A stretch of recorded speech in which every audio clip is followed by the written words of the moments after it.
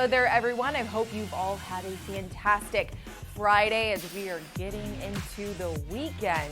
I'm Ashley Bullington, and you are watching the fifth quarter. It's our Friday night wrap-up show. We bring you all the things that happened in the week in the Texas high school sports scene in the greater Houston area.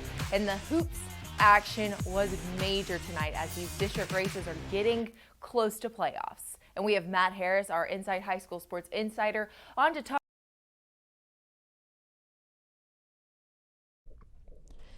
So Matt, these district races are starting to come down to the wire, but we had some pretty big games, some upsets happening this week down in the greater Houston area. One being that Atascocita beat Summer Creek to tie for that first place spot in district. Yeah, that's District 22-6A. Atascocita ranked 7th in the state, so really good program. They beat number 3 Summer Creek, went on the road to beat Summer Creek 61-54, and the stars came out for that one.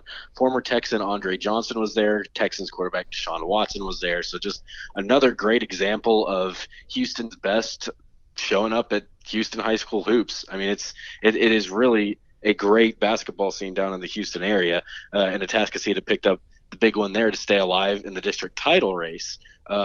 Summer Creek beat Atascocita at Atascocita earlier in the season.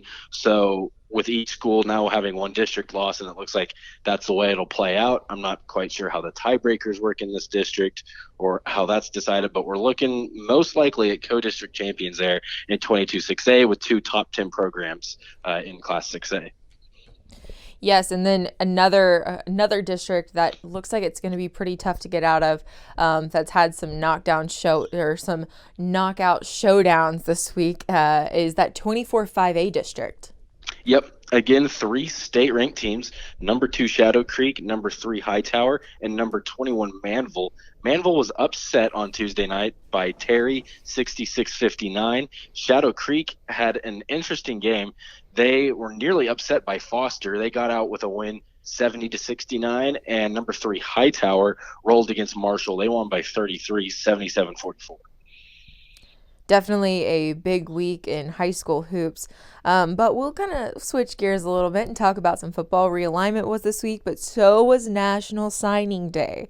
And I think the biggest news was the fact that Zach Evans decided he was not going to sign anywhere.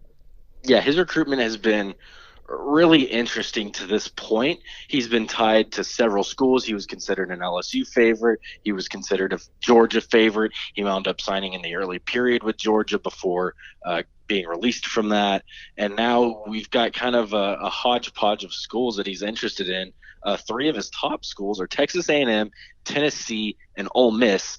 Those 3 are interesting to me because while Texas A&M has a lot of notoriety with some great recruiting classes, a championship pedigree head coach, they only won 7 games last year. Tennessee has had its struggles. Ole Miss has had its struggles. And this is a guy who's a top 10 recruit in the nation. So another school he's rumored to be interested in at this point is Florida. It remains to be seen what will happen there. But we're looking at likely a March commitment from Evans after not signing in this initial period. It's crazy to think that the one of the top recruits in the country, definitely in Texas, still doesn't know where he's going to be going to college. That just baffles me. And I mean, I feel like that kind of just baffles everyone. Yeah, it's been a wild ride for Evans so far. Obviously, they made it to state his junior year and won on that Hail Mary. And then started off next year, struggled a little bit against Katy in that opening night loss, was suspended for a few games, came back, still had a good year, makes it to state, gets suspended again. So there's just kind of been a lot of interesting news surrounding both his on-field play, off-the-field issues with his recruitment and different things, obviously. And I think, potentially that state championship suspension may have been why Georgia released him from his NLI. Obviously, I don't want to put that out there necessarily as fact. I don't know that that's what happened, but it has been very interesting with him so far, and I really hope that he gets to go to a good school and gets a good shot, because I think that this is a kid who's learned from some of his mistakes from this past season, and grown up a little bit. And I think that he's going to have a chance to be a really special player. And the last question I have for you is, who's been your biggest surprise in the greater Houston area in basketball so far this season? Man, biggest surprise. Okay, that's a little bit of a trick question you're bringing on. Not a trick question, but a little out of the blues. Let me scroll through some of these real quick. Keep me on my toes. I try around here. I try to keep you guys on your toes, throw you a curveball every so often. It's almost baseball season, so I've got to get my puns in. Absolutely. I actually have a good one for you. I'm going to go with 26A. Fort Bend Travis has been, I believe they lost their first district game recently, but they've had a great season and they're ranked 25th in the state in basketball. And so this is a school that, they haven't been ranked most of the season, but their play has absolutely warranted it. Now they've cracked the top 25 as we are heading into this last little stretch of district play. So Travis, again, I mean, there's a lot of really talented schools in the Houston area, and they will wind up matching up with Katy ISD, which is it's an interesting district. I'll say Katy's interesting. They're deep, and I think any Katy school can beat another on any given night, with maybe the exception of Morton Ranch. But I think that Travis will likely win that first round matchup with their Katy ISD opponent. And then obviously you've got several good schools like, Westfield, Morton Ranch, Dickinson, Atascocita, Summer Creek, Belmont United, North Shore, that obviously they could wind up running into later down the road, who are all also state ranked. But I'm interested to see how far Travis could go in the playoffs. Matt, thank you so much. Love the insight. You always have such good analysis of what's going on in the greater Houston area. When we come back, we talk a little Katy ISD basketball. Don't forget to catch our extended coverage of the high school football season each week on The Warm-Up, presented by your local Houston area Geico agents. We will get you ready for all the action this Thursday on all our social media outlets. In just 2 years, Katy Paetow has put themselves on the map in the high school sports scene in the greater Houston area. First with their football team making it to playoffs, and now with their basketball team looking like they might have a deep playoff run as well. We caught up with their head coach after their big win Tuesday night. What do you think were the keys to the win tonight? Luck. Good second half, good third quarter, I think, kind of crawled us out of the hole that we were in at halftime. But honestly, at the end of the day, we made plays when we needed to, hit a couple shots in that third quarter, which stretched it a little bit. But really, at the end of the day, I think I have to credit them. They came out with a game plan. They were ready to play. We just ended up having a good third quarter that stretched it out and gave us the lead and kept it. So. How do you think this affects the district race headed down the stretch? It keeps us where we were. It keeps us undefeated, 10-0, which is a great position to be in. I don't know if it really changes a whole lot in terms of dynamics of the district. A&M consolidated right behind us, them right behind A&M consolidated. So I think it's going to stay pretty consistent. The determining factor is going to be the A&M consolidated game next Tuesday. And how far do you think this team can ultimately go this season? The potential is there. I could see this group getting to the regional tournament. If we play like we do tonight, it may be a short run in the playoffs.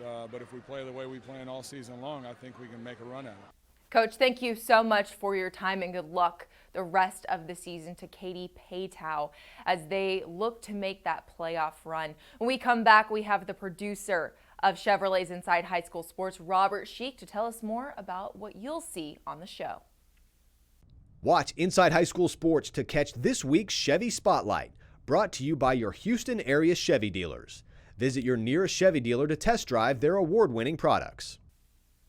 Welcome back to the fifth quarter. Chevrolet's Inside High School Sports is on KGU11 at 11 p.m. Saturday nights.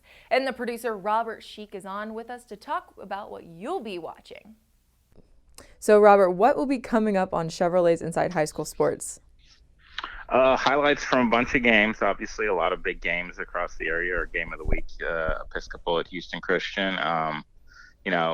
Some other good games tonight across the area. Texas City at Crosby for first place in that district. Brazosport and Lamarck. Lamarck, ranked fourth in the state in Class 4A. It'll be our second chance to check out the Cougars. Some big Tuesday night action. Katy Paetow, kind of a program a little bit unheralded. Maybe it doesn't get the headlines because it's such a young program, but that program is rolling right now. A big win over Magnolia on Tuesday night, and I know you had an interview with the head coach earlier in the show. Let's see what else. That big Atascocita Summer Creek game, Atascocita with a big win to even that season series and pull into a first place tie in the district standings. And Andre Johnson and Deshaun Watson were at the game. So I saw that. How could any Houston sports fan not like that, right? I like how the Houston guys show up to like high school games. Yeah, we've seen that quite a bit this year. It's very cool, very very cool of pro athletes to go and check out some of the top prep talent in the area. And one of the big wins from Tuesday I wanted to mention, Elsick, kind of has been off the radar all season, but just racking up wins. And whereas Pearland hadn't lost a game, I think it only lost one game all season. And Elsick goes to the oil can, if you will, at Pearland, and Elsick pulls out a big win. So, yeah, a lot of good action. And our Chevy Spotlight is with the Lamar Texans. Really good program right there. Very much in the district mix in 18-6A from HISD. So we'll hear from the Texans tomorrow on the show. Adam Coleman stops by to break down UIL realignment. You and I did a special edition of the fifth quarter earlier in the week. So if people want to, hear a little bit more about realignment, they can go check out that video. We give you all the coverage, Yes, absolutely. And if you want more, Adam Coleman will break it down a little bit for us tomorrow night as well. So a lot going on. Should be a pretty good, fun-packed, action-packed show. Robert, thank you so much. It sounds like it is going to be a jam-packed show on Chevrolet's Inside High School Sports. Once again, you can catch that on KHU 11 at 11 p.m. Saturday night. Until then, I'm Ashley Billington, and thank you so much for watching the fifth quarter.